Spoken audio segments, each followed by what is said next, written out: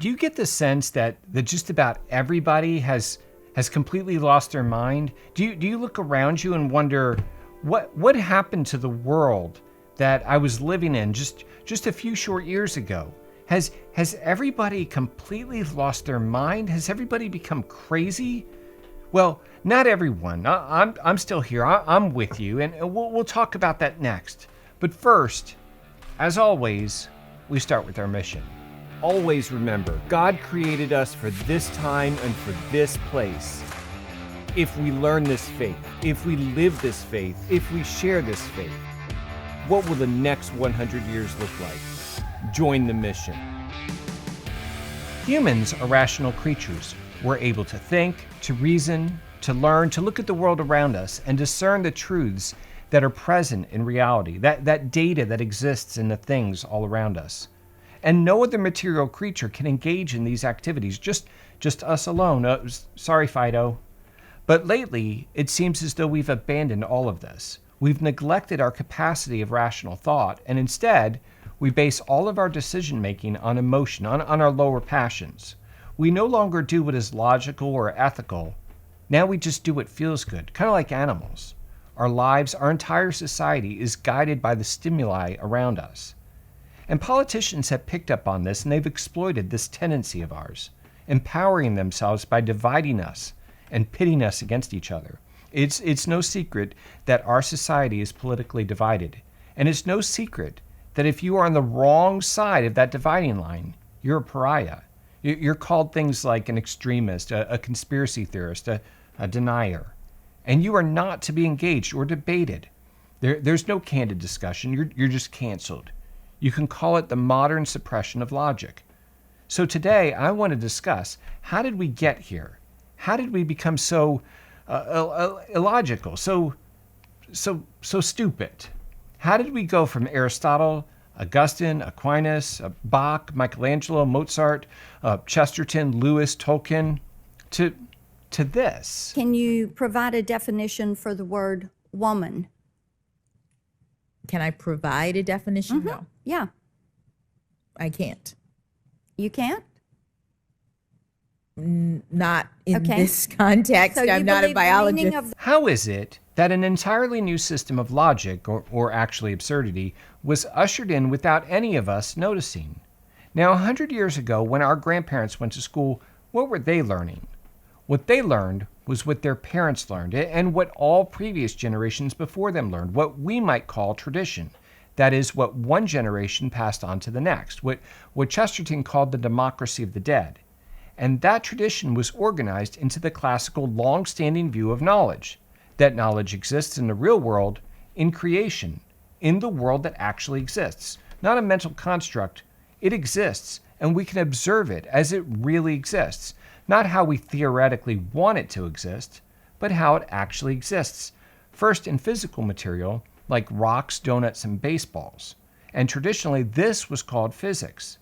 Then on the next level, in abstractions about physical material, hard rock, good donuts, 3 baseballs. This was traditionally called mathematics. On the next level, we have pure abstractions with no physical material, like justice or injustice or love.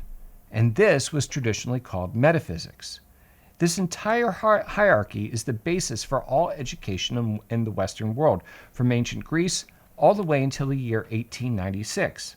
And as modern science later demonstrated, this classical education actually, coincidentally, corresponded to human development.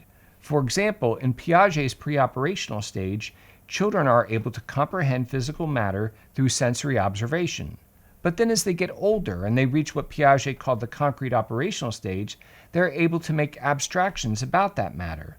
When they get even older, they reach Piaget's formal operational stage, and then they're able to analyze and synthesize pure abstractions. This classical education was organized according to this structure of knowledge as it existed in reality and to child development into what was called the trivium, grammar, logic, and rhetoric. This is now called classical education, but prior to the year 1896, it was just called education. What happened in 1896? Well, a guy you may have never heard of named John Dewey opened a school in Chicago. It was called the laboratory school. There was a reason it was called that. This event would become one of the most defining events in modern American history. And my point here is that it was the beginning of a new order of thought, a new order that denied truth as what existed in the real world and redefined truth as to what was useful. And this new order has impacted every single person in our country for the last 100 years, because John Dewey is also known as the father of modern education. But before he became involved in education, he, along with Charles Sanders Peirce and William James, developed a new philosophy called pragmatism, which rightfully deserves a whole separate video to do it proper justice.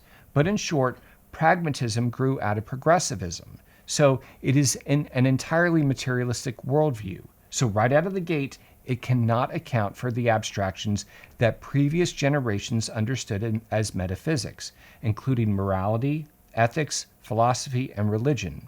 So this entire aspect of knowledge was eliminated. But more importantly, and for our purposes in this video, is what pragmatism said about truth. Pragmatism teaches that a statement is true only if it is in some way useful. Let that sink in. The classical view is that truth corresponds to reality, but pragmatism says that truth is what is useful. I think that's also called utilitarianism. Before pragmatism, students went to school to become good, virtuous people. After pragmatism, students went to school to become successful or useful. Now, getting back to tradition, as the culture that is handed from one generation to the next, our great-grandparents passed down the culture to our grandparents. Now, here's the important part. Dewey, like most progressives of his day, believed that society needed to be radically transformed. He viewed the traditions that were handed on not as culture, but as forced habits. One generation was forcing their lifestyle on the next.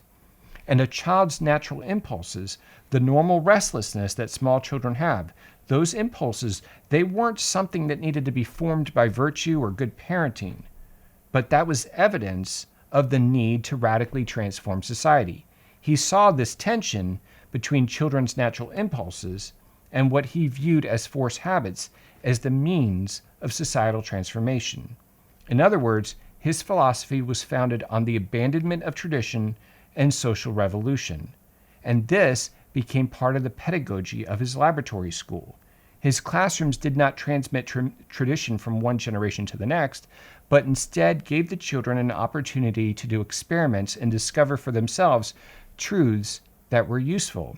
You may have experienced this in your classroom growing up, when the teacher was not standing in front of the classroom teaching you, but sending you around the room to different centers to do different experiments. By the 1930s, John Dewey's experimental schools had spread across the country, and the traditional model of grammar, logic, and rhetoric was transformed into what you today know as elementary, middle, and high school. The classical view of knowledge was abandoned in the name of utilitarianism, fueled by atheistic materialism. And the most immediate result is what we call the 1960s, and the long-term result is the complete denial of all abstract knowledge, once known as metaphysics, so that today we live in a world that completely denies the reality of morality, ethics, philosophy, and religion. Let that sink in as you wonder why the world is so different from the world our grandparents lived in. The kids who got into these vans weren't just leaving home, they were leaving behind the culture of their parents, their values, their traditions, to create a new world, a better world. So what do you think? Did it work? Is this a better world? Or have we become more selfish, more self-absorbed?